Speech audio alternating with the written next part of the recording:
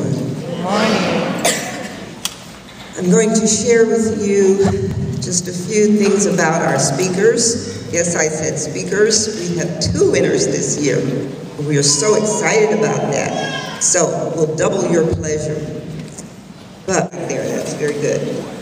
And do we have any past winners of the Speech Expo? If you would please stand. Stand up. Any past winners? Oh, well, Miles has won twice.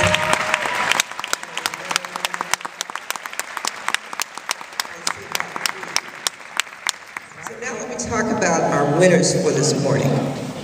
As I said, Miles Minier has won this for the 2nd year in a row. And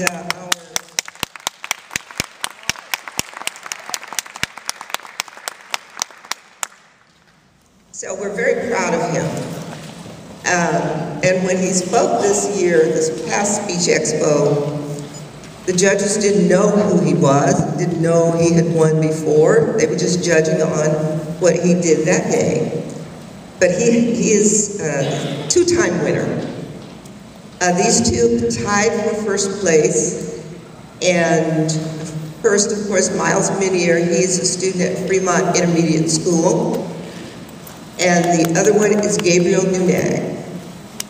And they're both going to, and he's a student of Krista McAuliffe School. Those are both in the Oxnard Elementary School District. They are both A students, so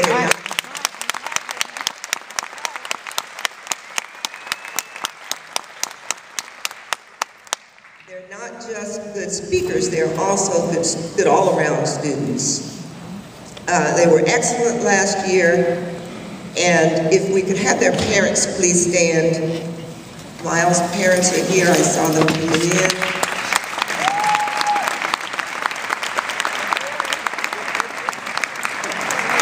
And Gabriel's parents are right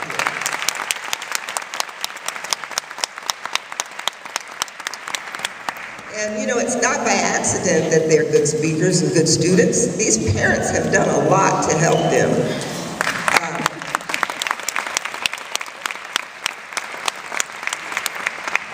So we don't ever want to forget about the contribution from the parents. We had last Monday at our last meeting for the committee, we had the young students to come and recite their speeches for us. And while Miles was doing his speech, his mom was sitting there mouthing the words to the speech. She knows the whole speech. And I thought that was very interesting. And that is great support. And we know that you support him. And Mr. and Mrs. Nunag, we know that you support Gabriel. And we're so happy to have them as our winners. So now we're going to hear from, first, we'll do this in alphabetical order. M comes before N, so we'll do Miles first, Miles Minier, and then we will have Gabriel Nunag.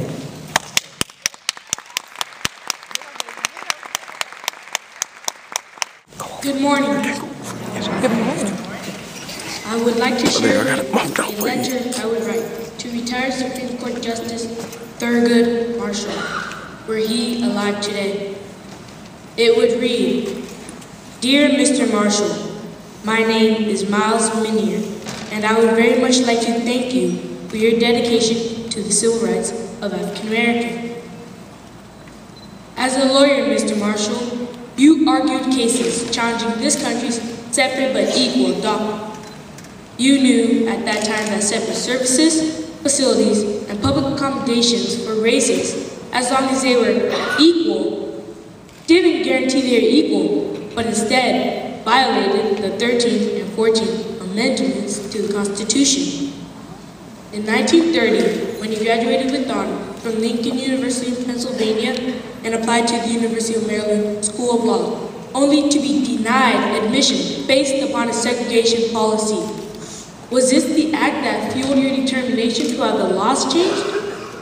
I'm glad you went on instead to attend Howard University School of Law, where in 1934, you graduated at the top of your class. After graduating from law school and going into private practice, Mr. Marshall, when you began to work for the Baltimore branch of the National Association for the advancement of colored people. Were you thrilled when you won your first civil rights case, Murray v. Pearson, 1936? You, along with co-counsel Charles Houston, successfully argued that denying Donald Murray admission to the University of Maryland Law School because of the university's separate but equal policies violated the 14th Amendment. When the circuit court judge issued a mandate ordering Raymond Pearson, president of the university, to admit Mr. Murray to law school, did it make you feel better? I imagine, Mr. Marshall, the determination you must have felt when you argued cases against racial segregation to change the long-standing decision of Plessy v. Ferguson, 1896. The Supreme Court's decision in this case upheld racial segregation under the separate but equal doctrine. It took the landmark Supreme Court case for which we are most noted, Mr. Marshall, Brown v. Board of Education of Topeka, 1954, that finally overturned Plessy v. Ferguson, 1896. The Supreme Court decision that separate educational facilities are inherently unequal and violated the Equal Protection Clause of the 14th Amendment. This decision made it possible for me to receive a quality public school education. Your success record as an attorney, Mr. Marshall, 29 wins out of 32 cases argued before the Supreme Court is most impressive. Your efforts for segregation laws put you on the track for a seat in the Supreme Court. I am proud of your accomplishments, for your being appointed Associate Justice of the Supreme Court in 1967. Your work there for the following 24 years continued to support the protection of individual rights. For your dedication, Mr. Marshall, I stand here, proud, alongside students of all races, and say thank you, Miles Minion. Mr. Marshall retired from the Supreme Court in 1991 and died in 1993 at the age of 84 in Bethesda, Maryland. Mr. Marshall's replacement was the appointment of Clarence Thomas, the second African American to be appointed to the Supreme Court.